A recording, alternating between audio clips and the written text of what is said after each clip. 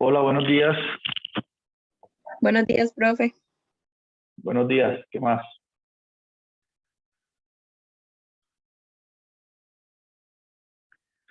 Bien, entonces, a ver, vamos a esperar un momentico que ingresen los demás. Eh, si alguien quiere preguntar algo sobre el taller, pues podemos aprovechar estos minutos y atender las dudas que tengan. El taller sí es corto realmente, ¿no? Tal vez el punto interesante es el punto 1. Sí, que hay que hacer algunas cuenticas, pero el resto creo que no son ejercicios largos y en los que no creo que haya problema. Entonces, hay un estudiante que me escribió ahí por interno, diciendo que tiene una duda sobre el punto 1.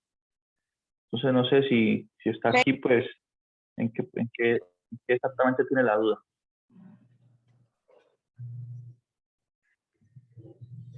Yo tengo duda, pero con el primero. Sí, ¿en qué parte tiene duda? ¿En todo? Listo, no, yo resolví la integral Sí. y qué,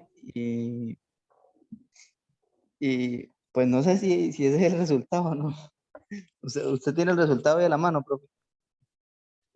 Pues tendríamos que hacer las cuentas, yo no lo tengo, pero usted nomás tome el límite cuando n tiende a infinito a lo que le dio la integral. Use regla del L'Hopital y Sí, mire si eso da 1 o no.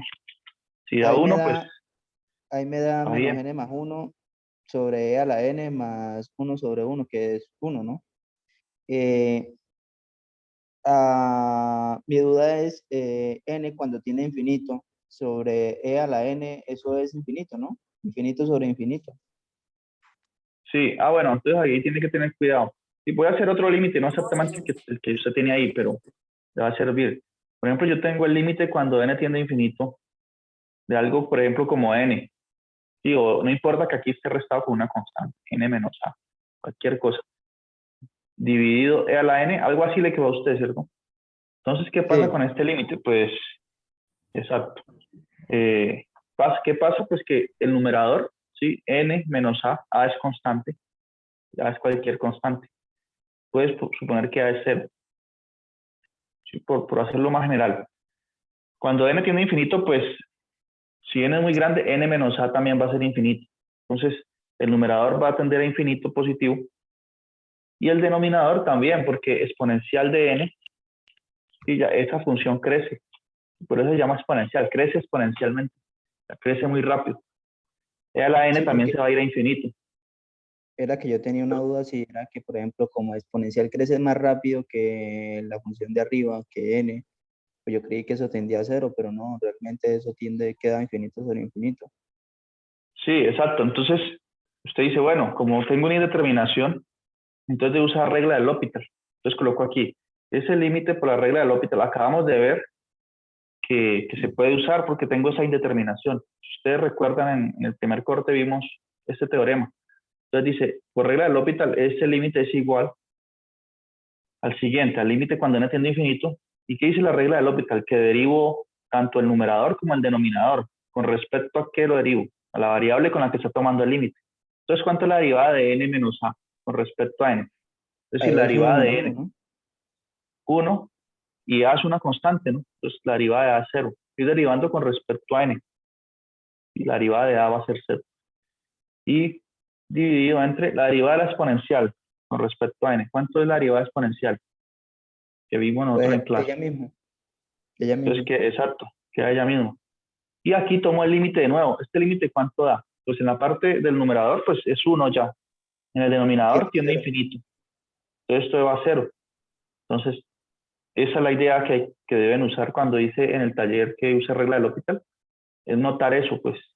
Y de hecho, esto creo que en una clase anterior hice la observación de que la exponencial domina a cualquier polinomio en n. O sea, si aquí está, por ejemplo, no importa que esté n a la 3, menos n o cualquier polinomio de cualquier grado, así sea n a la 100, si usted aplica regla del L'Hopital varias veces, cada que aplique regla del L'Hopital, el polinomio disminuye en un grado su exponente, ¿cierto? cambio, la exponencial sigue quedando igual. Por lo tanto, si esto está elevado a la 3 y usted aplica L'Hopital 3 veces, a la final va a lograr obtener una constante acá arriba. Y la exponencial sigue igual y eso va a dar 0. ¿Sí? O sea que la exponencial es una función que crece mucho más rápido que cualquier polinomio. Entonces, por eso estos límites así, la exponencial domina y eso se va para 0. Si la exponencial estuviese arriba y lo polinomial en el denominador, entonces el límite daría infinito, ¿no? Pero como es así, a 0. Esa es la idea para hacer el ejercicio del taller. ¿Otra pregunta? Profe, hoy nosotros veremos sobre sustitución trigonométrica o con los videos que usted nos envió la clase pasada ya está dado por visto. Pues podemos hacer algunos ejercicios, sí, pero creo que ya está por visto, ¿no? O no revisaron los videos. Vale, profe. Sí, profe, Pues, claro. o sea, es un tema sencillo, ¿no? Pues yo puedo resolver otro ejercicio, no sé, por ejemplo, puedo escoger alguno aquí, estas notas que hice aquel día. Bueno, yo no voy a colocar un ejercicio complicado sobre eso en el examen, pero porque sí se requiere usar algunas identidades, ¿cierto? Pero puedo resolver uno para ilustrar aquí cómo es el método. De hecho, hay unas tablas, existen unas tablas de cómo se calculan algunas integrales que requieren sustitución trigonométrica. Bien. Sin embargo, yo hago los ejercicios sin usar la tabla, simplemente haciendo todas las deducciones, todas las cuentas. Bien. Entonces voy a hacer este ejemplo 3 que me parece a mí interesante. Y se usan bastantes identidades trigonométricas e ilustra bien, creo yo. Entonces, hagamos un ejemplo, sí. Y después vamos a ver el tema, el último tema, que es de la sección 8.3. Bien, son integrales impropias. ¿De qué trata? Es cuando tenemos una integral en el que aparece en alguno de los extremos de la integral el infinito. Bien, puede ser acá arriba o abajo y puede ser menos infinito. ¿Listo? Vamos a ver cómo se resuelven esas integrales, pero simplemente hacer lo que ya sabemos, pero un paso adicional con ese límite ahí. ¿Sí? Se hace un pequeño cambio. Es decir, por ejemplo, yo tengo la integral de a a infinito de una función. Yo primero resuelvo la integral de a hasta b, donde b asumo que es constante, y después de que hago la integral, tomo el límite cuando b tiende a infinito.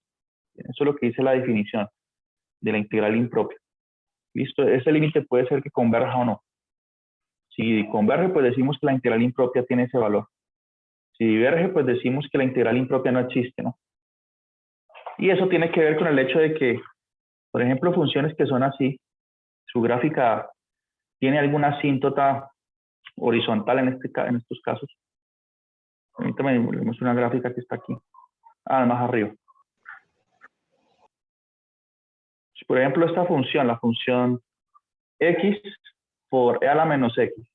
Bien. Si uno la grafica, bueno, usando cualquier aplicación, cualquier graficadora, te das cuenta que esta función tiene una asíntota horizontal en el eje x, pues. O sea, quiere decir que cuando x es muy grande, esa función vale casi 0. ¿Listo? Pero nunca toca el 0, nunca vale 0, pero se aproxima a todo lo que ustedes quieran hacer. Entonces tiene sentido uno preguntarse cuál será el área bajo la curva entre la gráfica y el eje x. ¿Sí? Si ella se acerca mucho al eje x, pero nunca lo toca, mirar a ver qué pasa ahí. ¿Sí? Si esa área que acumula por aquí es muy grande o no, que hace que la integral no converja. Entonces vamos a ver cómo proceder ahí. Por ejemplo, ¿cómo me di cuenta que esta función tiene una asíntota horizontal en el eje x? Fácil, tomando el límite cuando x tiende a infinito. El límite de x por e a la menos x es lo mismo que tener x sobre e a la x. Si aplicamos regla de L'Hopital nos damos cuenta que eso es 0, ¿no? Esta función se aproxima a 0 cuando x es muy grande. Bien. Eso es lo otro que vamos a estudiar. Entonces yo creo que sí nos alcanza el tiempo. Bien, para hacer estas dos cosas. Listo, hacer el ejemplo de sustitución trigonométrica y algunos ejemplos de integrales impropias. Listo, porque infelizmente el viernes anterior tuve problemas con el internet y ese día no pude dar clase, ni a ustedes ni a nadie. Sí, pude dar una clase en la noche, pero una clase corta ahí. Pero entonces yo envié unos videos, espero que lo hayan revisado. De todos modos, si alguien revisó los videos y tiene alguna duda, también puede preguntar ahorita mismo. Bien. Pero recuerden, nos queda mañana para estudiar y ya. Porque el viernes ustedes ya terminan el curso. Y el viernes es 2 de julio. Sí, una buena fecha ya, para ir a vacaciones. Ya están terminando las otras materias también, ¿no? Es bueno ya terminar. Entonces vamos a resolver el ejemplo que les digo sobre sustitución trigonométrica. Sí, es como una técnica. Es interesante porque lo que hace es como trasladarnos un problema, digamos, en el mundo cartesiano y lo pasa al mundo trigonométrico, ¿no? Y eso se ve mucho en matemáticas, que a veces en un plano, en una rama de la matemática, por acá, tengo un problema. Entonces, es difícil resolverlo acá. Es difícil aquí. Y entonces uno que hace lo traslada a otro plano. En este caso lo pasamos para allá, para las coordenadas, para las funciones trigonométricas y resulta que aquí el problema, cuando se hace la traducción, pues es muy sencillo de resolver. Entonces yo lo resuelvo acá, resuelvo el problema y después cuando lo resuelva, entonces traduzco la respuesta acá y lo devuelvo, le digo, mire, esta es la solución. Y eso es lo que estamos haciendo. De hecho, ustedes más adelante en otros cursos verán que es lo típico, ¿no? Cuando estudien cálculo multivariable, ustedes empiezan con integrales dobles en el plano cartesiano. Luego estudian coordenadas polares y lo trasladan al mundo de las funciones trigonométricas. Luego estudian la integral de línea. Luego miran una relación entre la integral de línea y la integral doble. ¿Sí? Entonces, todo el tiempo ocurre eso. Trasladar un problema de un plano a otro, donde sí lo resuelva más fácil. Profe, una pregunta. Sí. Usted tiene todo el curso de multivariables hoy en YouTube, ¿no? Sí, tengo el curso. Exacto. Voy a ver si estudio ahorita esta semana para ver si hago el vacacional. Ah, claro, pueden adelantar. Y si ustedes ven el curso de ecuaciones diferenciales, ocurre lo mismo. Es decir, en el curso de ecuaciones diferenciales uno quiere resolver una ecuación diferencial, por ejemplo, buscar una función que cuando la derive 2 veces y la sume con ella misma me dé, por ejemplo, coseno. Una ecuación diferencial de segundo orden. Entonces, aparece la segunda derivada de la función. Aquí estoy suponiendo que y es una función que depende de x, ¿cierto? Bueno, en ese curso verán algunas aplicaciones de las ecuaciones diferenciales, ¿sí? En el mundo real. ¿Sí? Todos los modelos usan ecuaciones diferenciales. Entonces, queremos resolverla. Entonces, que en la parte final del curso de ecuaciones diferenciales, estudian lo que se denomina la transformada de Laplace. Bien. Entonces, la transformada de Laplace lo que hace es que traslada este problema a un mundo por acá mucho más fácil, a un mundo donde se resuelve mucho más fácil. ¿Sí? Entonces, resuelven la ecuación diferencial acá. ¿Sí? ¿Cómo hacen esa asignación? Aplicándole la transformada de Laplace a la ecuación diferencial. Aquí resuelven el problema y luego devuelven la respuesta acá. Entonces la devuelven con la transformada de Laplace inversa, ¿no? Nuevamente, la misma idea, trasladar el problema, ¿cierto? A un lugar donde se pueda resolver de una manera más sencilla. Y eso es lo que vamos a ver hoy con estas integrales trigonométricas. Si, por ejemplo, aquí está la integral de la raíz cuadrada de 16x a la 2 más 25. El que descubrió eso, pues, bastante curioso la persona, ¿no? Un matemático. Esta integral. Entonces, es 1 sobre esa raíz. Bien, una integral en principio irresoluble porque nuestras técnicas habituales no sirven. Ya no puedo hacer una sustitución. Por ejemplo, no puedo definir u igual a lo que está dentro de la raíz. ¿Por qué? Porque el de x, perdón, el de u va a tener un x por dx. Y aquí yo no tengo x por dx. Entonces no sirve la sustitución. Si uno intenta usar el método de iteración por partes al derivar esta función, que cuando uso iteración por partes eventualmente tendré que derivar quien sea u. Entonces, si uno intenta derivar esta función, sí, es fácil la derivada, pero se complica más la integral que me queda. ¿Sí? Entonces quedo con ese problema. ¿Listo? Pero entonces uno puede notar que aparece una raíz cuadrada y hay dos términos sumándose. Entonces uno puede recordar el teorema de Pitágoras, ¿sí? Cuando tiene triángulos rectángulos. Entonces uno por aquí dibuja un triángulo y dice, no, pero esto se parece como el teorema de Pitágoras. ¿Sí? Se dice que la hipotenusa es igual a la hipotenusa al cuadrado, es igual a la suma de los catetos al cuadrado, ¿cierto? Entonces si uno dice que este cateto vale 4x y este cateto aquí vale 5, entonces el primer cateto al cuadrado me da 4x a la 2 más 5x a la 2, ¿sí? Va a ser igual a la hipotenusa al cuadrado de ese triángulo rectángulo. Listo acá. Entonces, si esta identidad es válida, ¿sí? Por el teorema de Pitágoras, quiere decir que la hipotenusa es la raíz cuadrada de esa expresión. Bien. Uno dice, bueno, la hipotenusa es igual a esa raíz cuadrada. Y si uno abre las cuentas, pues uno descubre que 4x al cuadrado es 16x a la 2 y 5 al cuadrado es 25. ¿Sí? O sea que me aparece el término que estoy integrando. ¿Sí?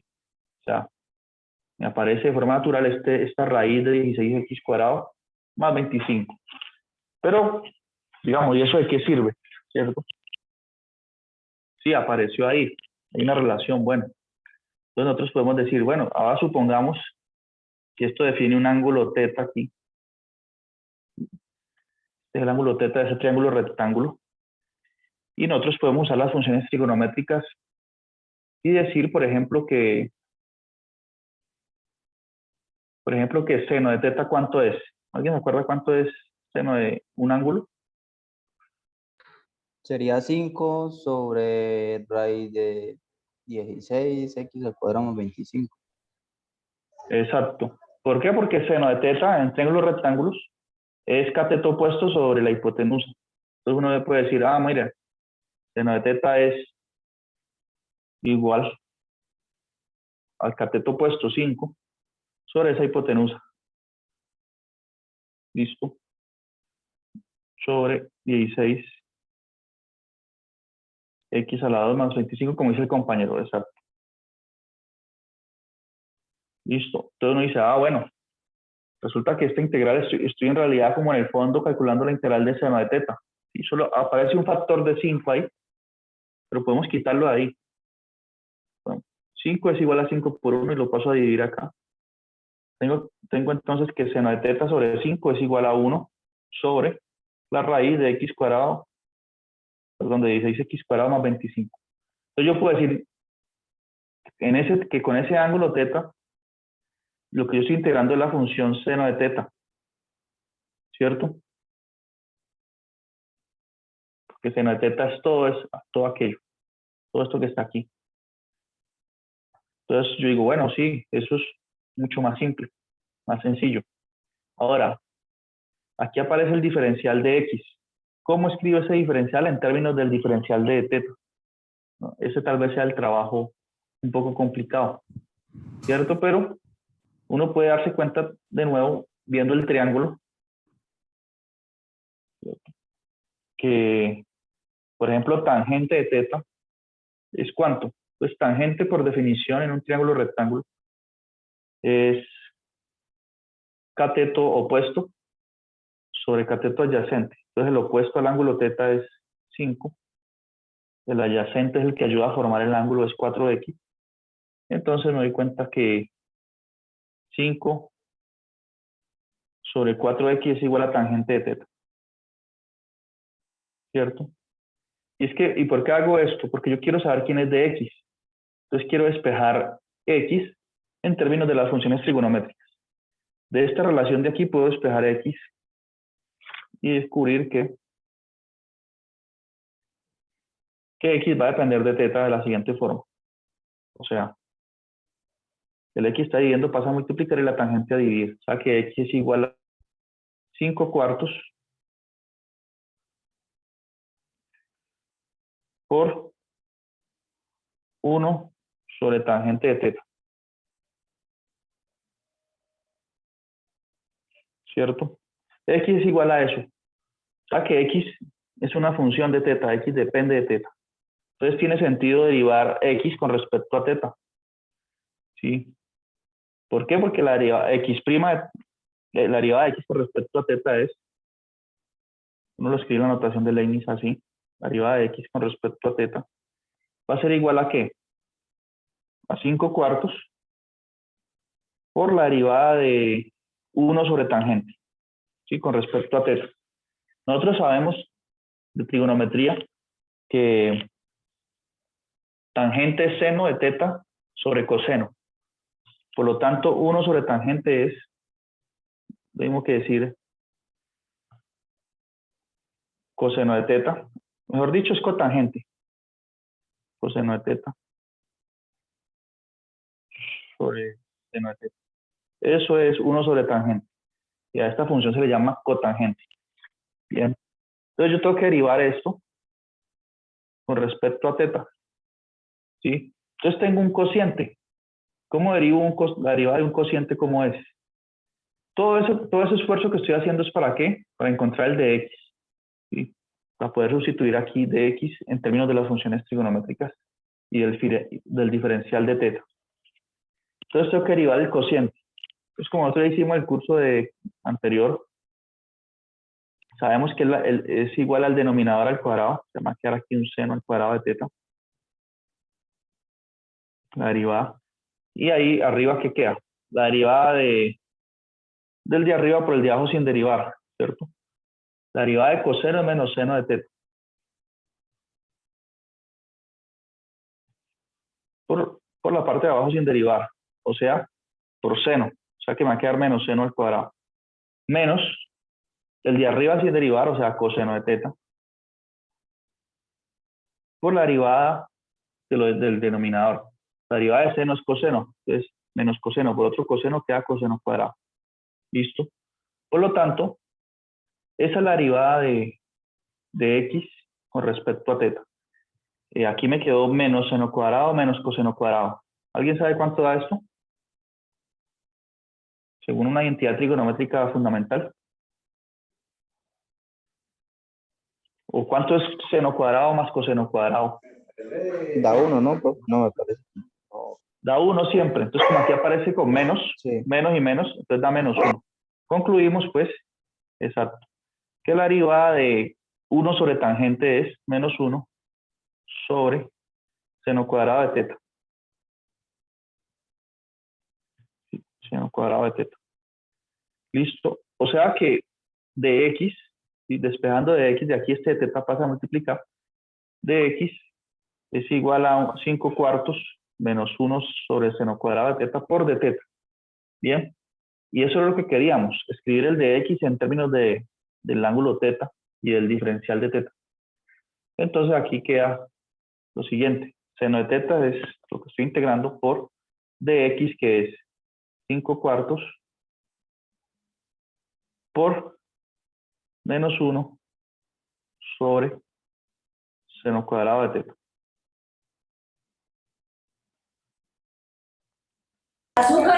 Profe, al comienzo de la integral no sería seno de teta sobre 5. Sí, tienes razón, sobre 5. Gracias por la observación. Porque dijimos que seno de teta sobre 5 es 1 sobre raíz de todo eso. Entonces aquí va sobre 5. Y estos se cancelan aquí. Bien, gracias. Y entonces aquí ese 4 y ese menos sale como menos un cuarto por acá. Y podemos ver que un 0 aquí se cancela con el del cuadrado acá. ¿Cierto? Ocurre una serie de cancelaciones, a la final me queda la integral de 1 sobre seno de teta. 1 sobre seno de teta por de teta.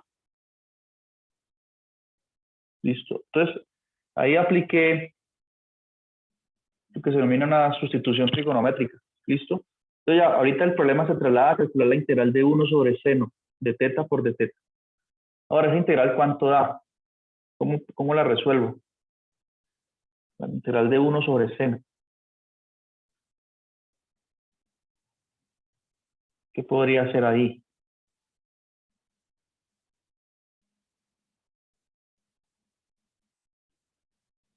Sí, una función que cuando la derive me dé 1 sobre seno.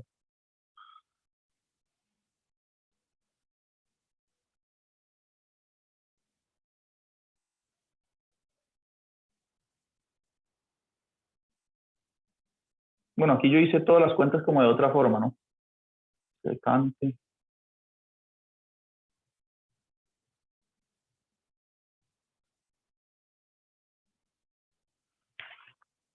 Yo aquí hice otra cosa, este que está en las notas.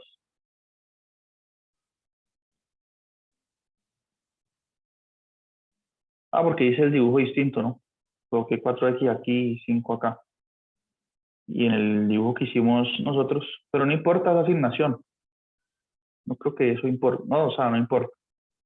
O sea que de esa forma que lo hice aquí la nota, aquí nos quedó fue la integral de 1 sobre coseno.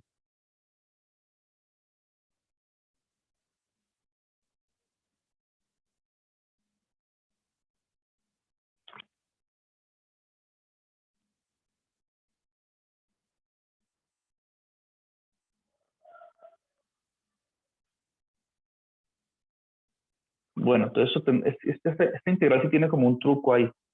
Listo, esta integral no es fácil de resolver porque tiene truco. Y es observar que 1 sobre seno, a esta función se le llama, en trigonometría se le llama cosecante. ¿Han escuchado ese nombre? Cosecante de teta. Por definición,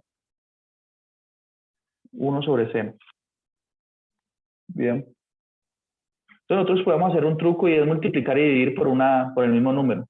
Entonces multiplicamos y dividamos esta expresión por la siguiente fracción. Cosecante de teta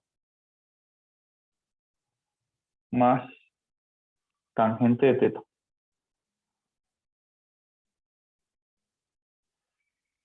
Y aquí dividamos por lo mismo. Entonces, esto que estoy escribiendo en azul, en realidad es el número 1. Eso da 1 porque en el numerador tengo la misma expresión que en el denominador. ¿Listo? Ah, profe, una pregunta. Si yo tengo una función exponencial arriba y otra función exponencial abajo, pero tienen, o sea, es la misma, lo mismo, eso es uno, ¿no? Sí, Ah, ya. aquí hay, exacto. Aquí hay que hacer un truco parecido al que hice aquí, sino que como yo resolví el ejercicio de otra forma. Más bien hagamos una cosa aquí. Este es un ejercicio de truco realmente. Ya que si uno pone un ejercicio de esta forma, tendría que dar esa ayuda, ¿no? Y uno cómo se le va a ocurrir eso en un examen de la nada, ¿cierto? Aquí sería bueno multiplicar más bien, sumar con cotangente. Cotangente de teta. Ah, no, la notación que usan es cotangente de teta no es otra cosa que 1 sobre tangente.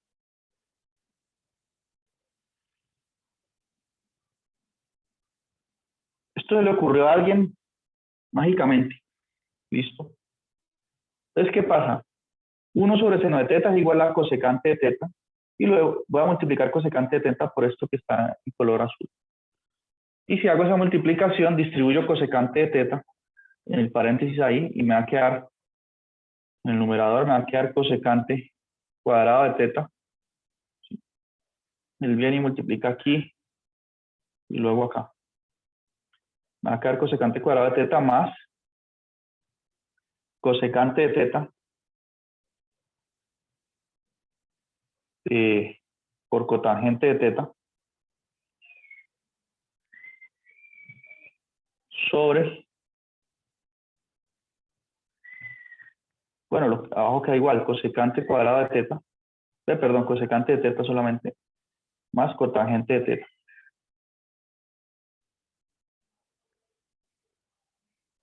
Bien.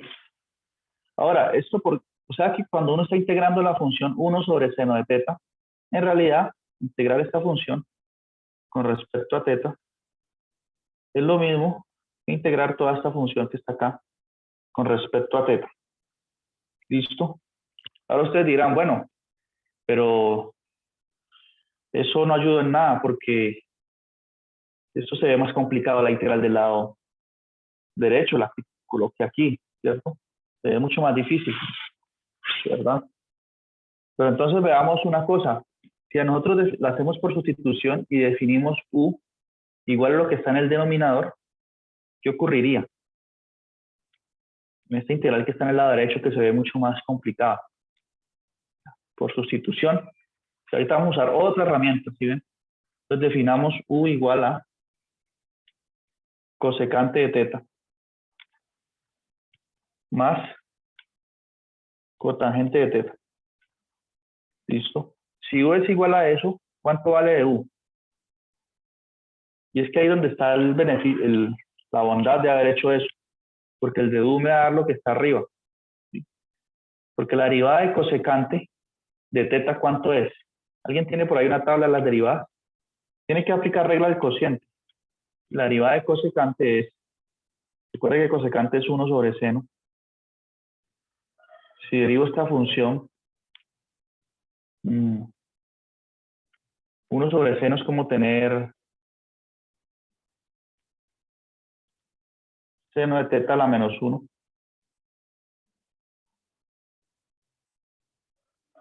Seno de teta a la menos 1. Si derivo esto, el menos 1 pasa a multiplicar y queda menos seno de teta por la derivada interna, que es coseno, sobre, y queda menos 1 sobre coseno, ¿cierto? O si quieren, hagámoslo usando la regla del cociente nomás. Es la derivada del de arriba por el de abajo sin derivar. La derivada del de arriba es la derivada de 1 es 0. Entonces esto va a ser igual a 0 por seno de teta 0 menos la parte de arriba por la derivada de abajo, o sea, menos coseno de teta.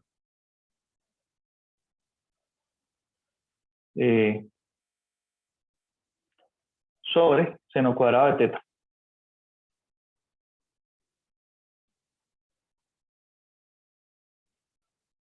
¿Cierto? ¿Y esto qué es? Yo puedo reescribir eso de una forma un poco más generosa. Eso lo puedo escribir como menos coseno de teta sobre seno de teta. ¿Cierto? Y aparte colocar otro 1 sobre seno de teta.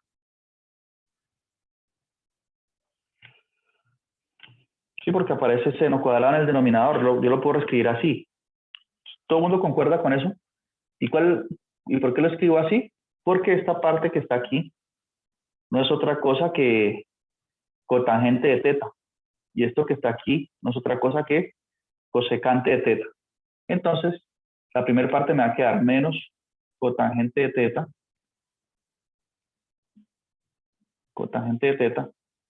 por cosecante de teta, que es cosecante es 1 sobre seno. ¿Listo? O sea que esa derivada en la primera parte me dio esta expresión que está aquí, pero con signo negativo, eso no importa. ¿Y cuánto es la derivada de cosecante? De cotangente. Entonces derivemos cotangente, ya derivamos cosecante de teta y me dio menos cotangente de teta por cosecante de teta. Derivemos cotangente de teta de nuevo, usando regla del cociente. Y este es un ejercicio un poco, sí, tiene que hacer muchas cuentas. Bueno, cotangente de teta, como ya vimos, es coseno de teta sobre seno de teta. ¿Listo? Derivemos esto.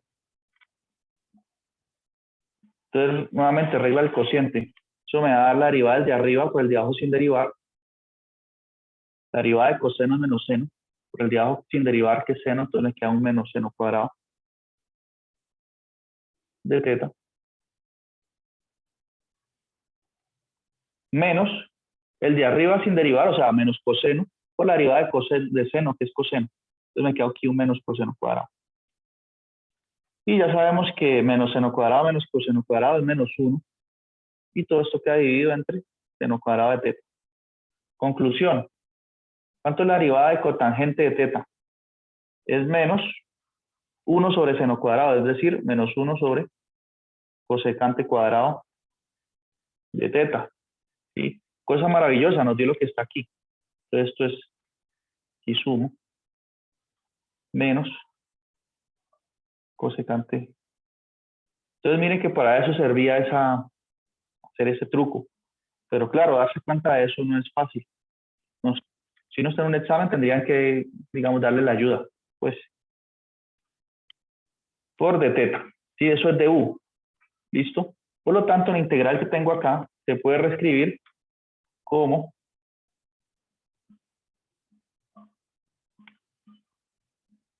esta integral se puede escribir como la integral de 1 sobre u. ¿Sí?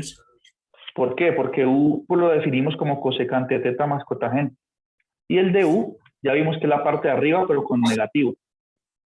¿Cierto? Todo eso es de u. Mírenlo acá. Hicimos las cuentas.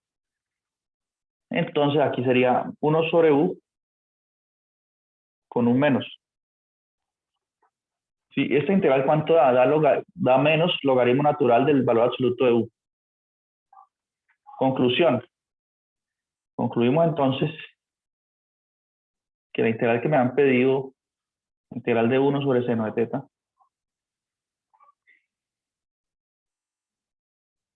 teta, es igual a menos logaritmo natural de u, es decir, menos logaritmo natural del módulo de cosecante de teta más cotangente de teta.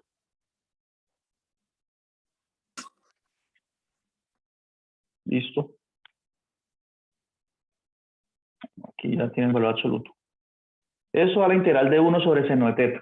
Cosa curiosa, ¿no? Una función como tan sencilla, tener que llegar a estos extremos de que hasta el logaritmo apareció y quedó cosecante y cotangente aquí. Bien. Y recordemos entonces que la integral que me han pedido a mí desde el inicio, esa que tenía la raíz cuadrada, etcétera, era igual a menos un cuarto esta integral de 1 sobre seno de teta. ¿Cierto?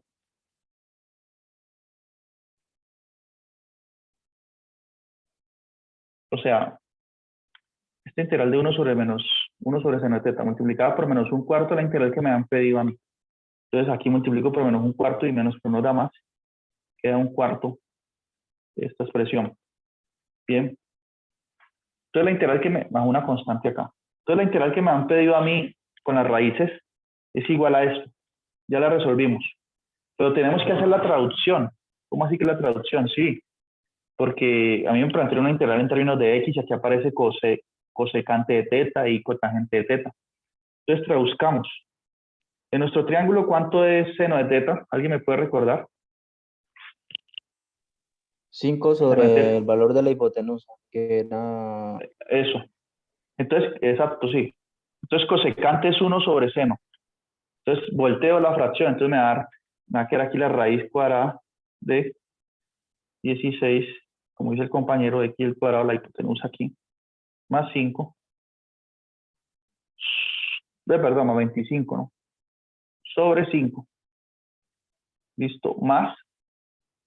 ¿Cuánto es la integral de, cuánto es cotangente? Cotangente es seno sobre coseno. ¿Cuánto nos había dado tangente? Cotangente es el inverso de la tangente. Tangente nos había entonces dado quedaría 4x sobre 5. 4x sobre 5. Listo. Más una constante. Esa es la integral que nos habían pedido realmente. ¿Listo? Esa es la integral de esa raíz, de 1 sobre esa raíz cuadrada. Bien. Cuando ustedes usan las tablas, ustedes ven logaritmo, ven todos sus módulos, y a veces cuando uno usa la tabla no sabe de dónde viene eso. Pues ya les mostré de dónde viene. ¿Listo? Hay que hacer un trabajito por allá, pero